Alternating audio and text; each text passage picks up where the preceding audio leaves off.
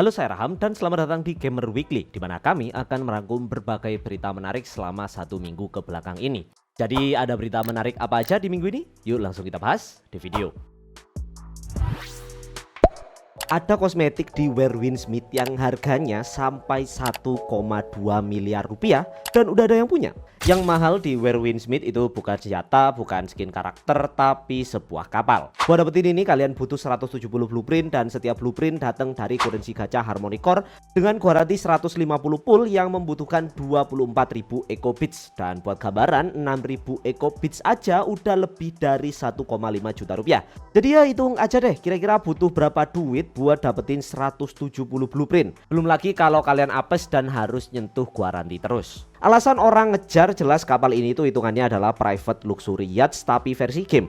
Ada banyak kegiatan yang bisa kalian lakuin di sini, main musik, manah, mancing, mahjong, bahkan sumo sama player lain. Dan yang paling mantep, pemain lain itu bisa minjem kostum premium si pemilik kapal. Jadi pemilik kapal bisa pamer-pamer tuh. Nama pemilik yang cukup terkenal sekarang adalah Sai. Biasanya dia buka akses sekitar jam 6 malam atau 11 malam. Kami juga sempat naik salah satu kapal itu dan bro tersebut beneran kerasa kayak Sultan. Jadi apakah kalian tertarik buat beli kosmetik kapal seharga 1,2 miliar rupiah? Digimon itu beda sama Pokemon dan sekarang mereka pingin buktiin banget bedanya. Produser Digimon Storytime Stranger, Yosuke Hara, bilang kalau game ini sengaja dibuat biar pemain bener-bener ngerasain identitas Digimon yang unik, bukan sekedar monster collection biasa kayak Pokemon. Dalam wawancara dengan MVC Develop, ia mengakui bahwa perbandingan kedua franchise tersebut itu sudah lazim, namun percaya bahwa masing-masing itu punya identitas dan daya tarik yang unik.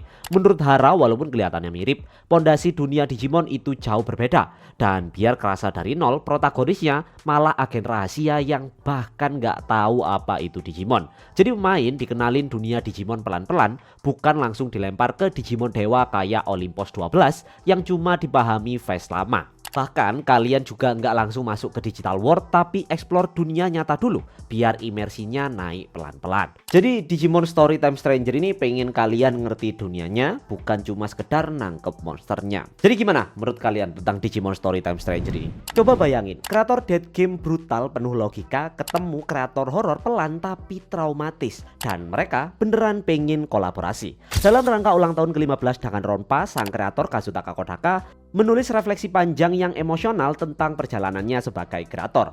Postingan itu pun dibalas langsung oleh Ryukishi07, kreator di balik Higurashi dan Umineko. Dia bukan cuma mengucapkan selamat terhadap postingan Kodaka, tapi dia juga mengaku punya perasaan yang sama selama berkarya. Ryukishi juga bilang kalau dia punya mimpi untuk berkolaborasi dengan Kodaka. Dan yang bikin menarik, Kodaka itu membalas, kalau beneran kejadian bakal mantep gak sih? Ya kita sekarang bayangin aja deh Danganronpa yang nyeritain tentang dead game brutal ketemu horor ala Higurashi. Kalian siap mental nggak kalau ini bener-bener kejadian? Emang bener ya kita bakal masuk era JRPG 3.0? Katsura Hashino, sutradara di balik Persona dan Metaphor, muncul dengan satu klaim besar. JRPG sedang bersiap masuk era baru yang ia sebut JRPG 3.0. Hashino menjelaskan kalau evolusi JRPG selama puluhan tahun bisa dibagi jadi 3 tahap. Era lama JRPG 1.0, era modern JRPG 2.0, dan tahap berikutnya adalah JRPG 3.0. Menurut dia, JRPG modern sekarang udah lebih responsif, lebih ramah pemain baru, dan mekaniknya makin dalam dibandingkan generasi sebelumnya. Bahkan developer lain juga ikut ngebuktiin, kayak Nihon Falcom baru aja konfirmasi Trails in the Sky second chapter bakal rilis sebelum September 2026. Tanda kalau franchise klasik pun lagi dibangkitkan buat era baru. Sementara itu, pola gameplay juga mulai berubah. Metaphor dan seri Trails terbaru udah nyelipin action ke sistem pertarungannya. Final Fantasy 7 Remake bahkan nyobain hybrid real time plus turn based. Tapi Hashino bilang evolusi 3.0 bukan cuma soal combat. Ia yakin bakal ada dimensi baru yang bisa ngubah cara JRPG dibangun dari dasar, dan dia pengen jadi salah satu motor penggerak perubahan itu. Dengan makin banyaknya developer yang berani eksperimen, satu hal yang jelas, JRPG itu siap masuk ke babak baru, lebih fresh, lebih berani, dan mungkin bakal beda banget dari apa yang kita kenal hari ini. Kalau menurut kalian sendiri gimana? Apa benar kita bakal masuk era JRPG 3.0?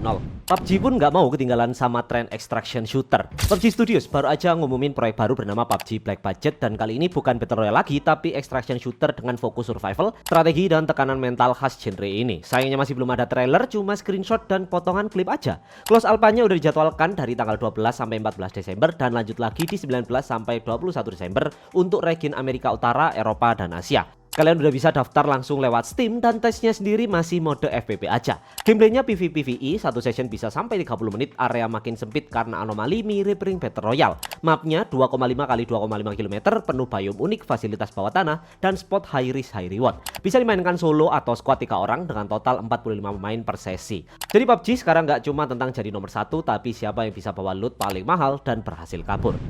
Jadi itu dia berita-berita menarik seminggu ke belakang ini seputar dunia game. Apakah ada berita menarik yang terlewat dan ingin kalian bahas? Langsung aja taruh di kolom komentar. Jangan lupa like, share, dan subscribe kalau kalian suka dengan konten seperti ini. Terima kasih dan sampai jumpa di video berikutnya. Bye-bye.